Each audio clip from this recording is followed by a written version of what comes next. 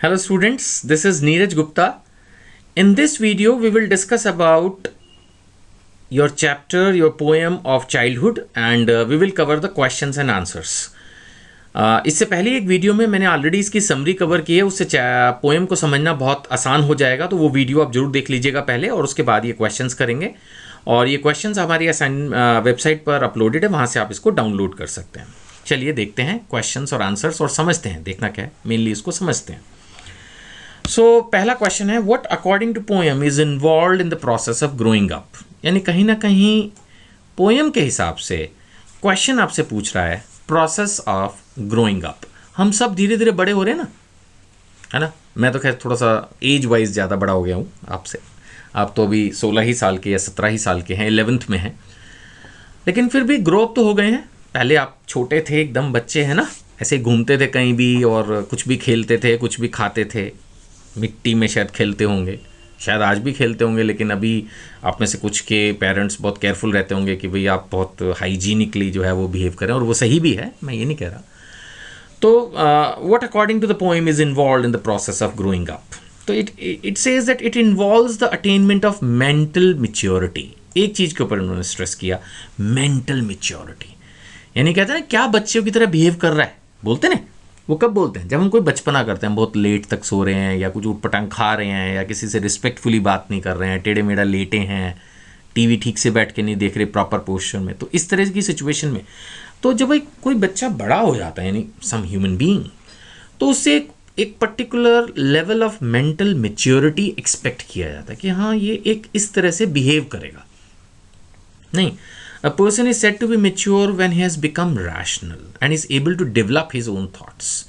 Rational का मतलब, become rational का मतलब होता है decision making। कहीं ना कहीं वो अपने निर्णय ले पाए, है ना। become rational यानी कि वो अब अपने निर्णय ले पाए, उसको बोलते हैं कि हाँ ये समझदार है ना।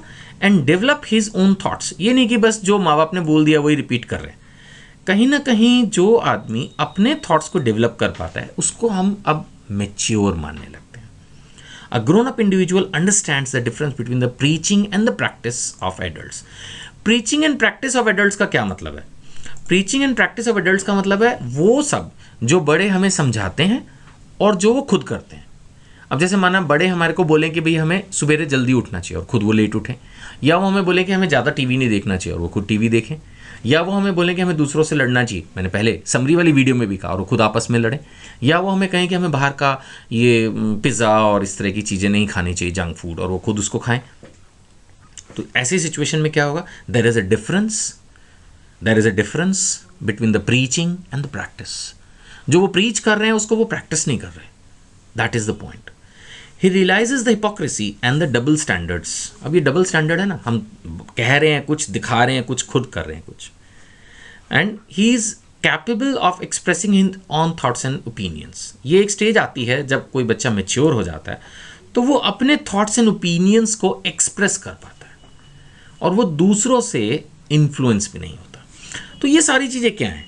मेरा क्वेश्चन क्या था, भूलिएगा नहीं, मेरा क्वेश्चन, ये आपकी बुक का क्वेश्चन क्या था? What is the process of growing up. ये है प्रोसेस ऑफ ग्रोइंग अप, जब हम डिसीजन ले पाते हैं, जब हम अपने थॉट्स डेवलप कर पाते हैं, जब हम एडल्ट्स की हिपोक्रेसी को आइडेंटिफाई कर पाते हैं, खुद अपना जीवन जीना सीखते हैं, अपनी बातों को कहना करना सीखते हैं, मेच्योर वे में बिहेव करते हैं, ग्रोन अप एडल्ट बन जाते हैं।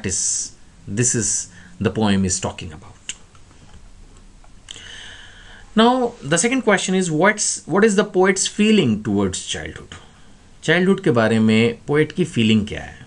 तो my answer is he is sad. Naturally, मैंने ये कहाँ से पिक किया कि वो सैड है?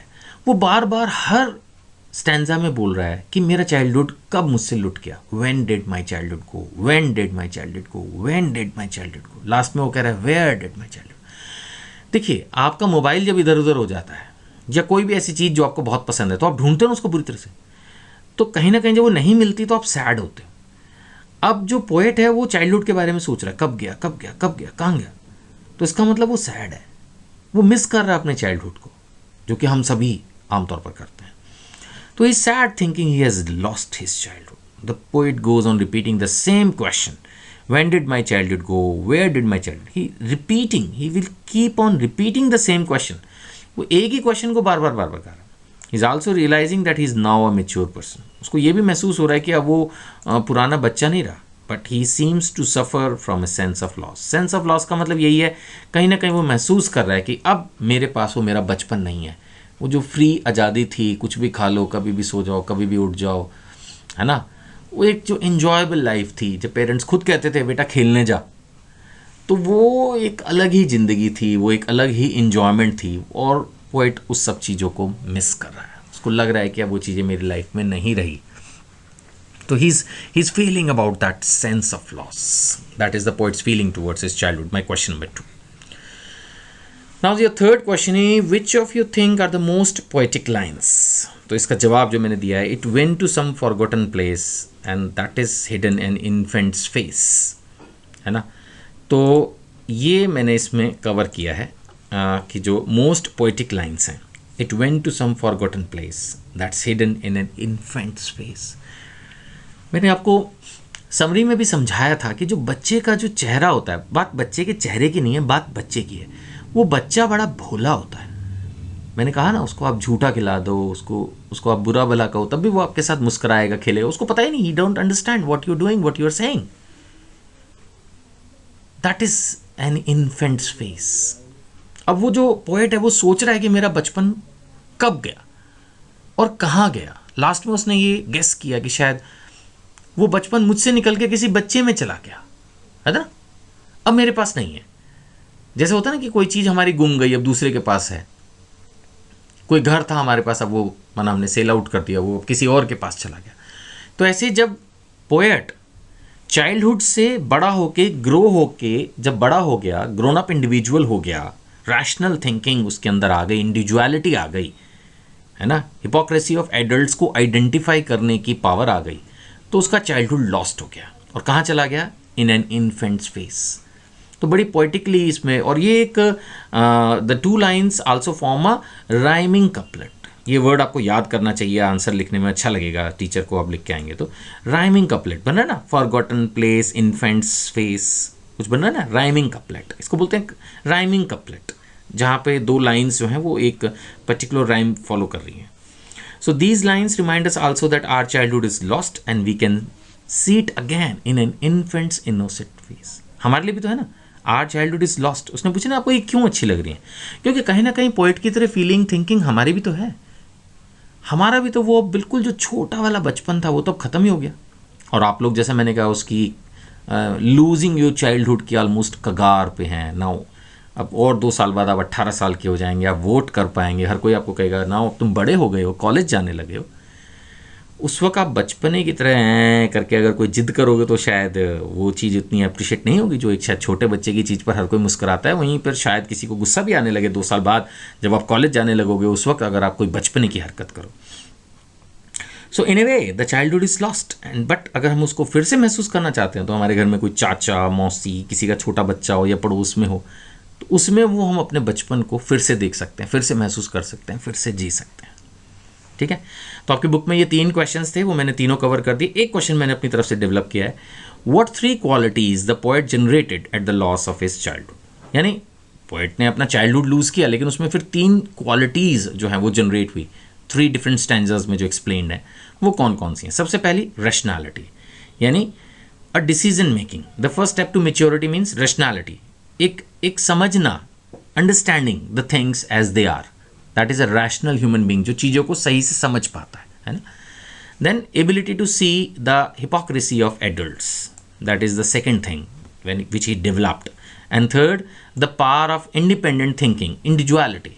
अपनी एक पर्सनल सोच होनी चाहिए, हमारा एक स्टेप होना चाहिए, हमारी एक वर्किंग होनी चाहिए कि हाँ हम ऐसे हैं और इस तरह से काम कर रहे हैं. तो वो प्रोसेस जो है वो डेवलप किया पोएट ने. राइट. तो I am trying my best to help you out. आप देखिए इन वीडियो से, मेरे ख्याल से इसको पढ़ने के बाद आप अपने एग्ज़ाम्स में इन क्वेश्चंस को आप ठीक से लर्न करें. और ये वीडियोस अगर आप अपने पास रखते हैं, चाहे आप इनको डाउनलोड कर लें यूट्यूब से या अपने पास आप इसको लिंक को अपने पास सेव करके रखते हैं वीडियोस के, तो आपको ये वीडियोस एग्जामिनेशन डे में भी हेल्प करती हैं, है ना. कहीं ना कहीं मेरा एज ए टीचर आपके पास ये प्लस पॉइंट है। मीन्स अगर आप मेरी वीडियो से पढ़ रहे हैं तो ये प्लस पॉइंट है कि आप एग्जामिनेशन डे में भी अगर रात को 2 बजे भी आपको मन करता है, कुछ बच्चे हैं ना जो लेट नाइट रिवीजन करते हैं जब अगले दिन पेपर होता है, तो आप मेरी वीडियोस फटाफट देख के कुछ ही घंटे में सारी पोएम, सारे चैप्टर्स जो हैं अपने रिवाइज कर पाएंगे। अगर एक दिन की भी छुट्टी आपको मिल गई तो मुझे लगता है फिर तो सारा ही आपका सिलेबस मैं एक तरह से रिवाइज करवा दूंगा, क्योंकि मुझे ऐसा लगता है कि जो आपके जितना मैंने देखा है 5 चैप्टर्स हैं मेन और 4 पोएम है, तो ये ऑल 9 चैप्टर्स मेरे ख्याल से मैं आपके कवर कर दूंगा हार्डली 15 से 20 घंटे में।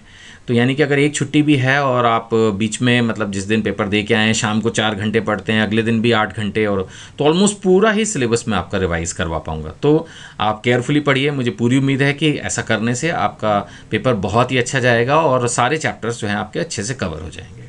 ठीक है, थैंक यू।